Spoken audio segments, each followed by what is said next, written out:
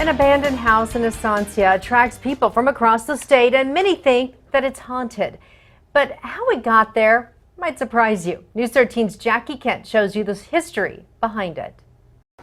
This rickety house, fenced off from the public on Highway 55, has a haunting reputation. It's been abandoned now for probably 20 years.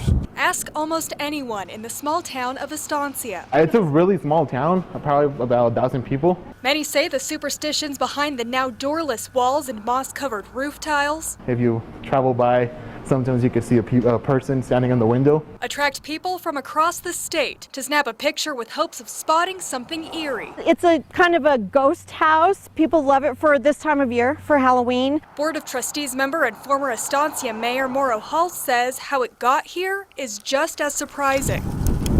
He says local lawyer Fred Ayers bought the house as a kit back in the 1920s through the Sears and Roebuck catalog. It's amazing it's still standing. The Sears Archives website states the retailer sold more than 70,000 of the build-it-yourself house kits in nearly 450 different housing styles between 1908 and 1940. I just think it's wonderful that it's in our town. And with the announcement that Sears filed for bankruptcy this week among plunging sales, the store in Albuquerque's Coronado Center is getting ready to close.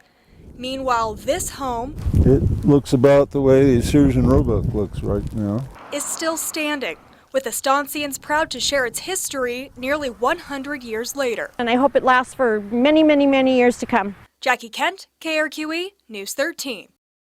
The house is still owned by the Ayers family, which currently raises cattle on the surrounding land.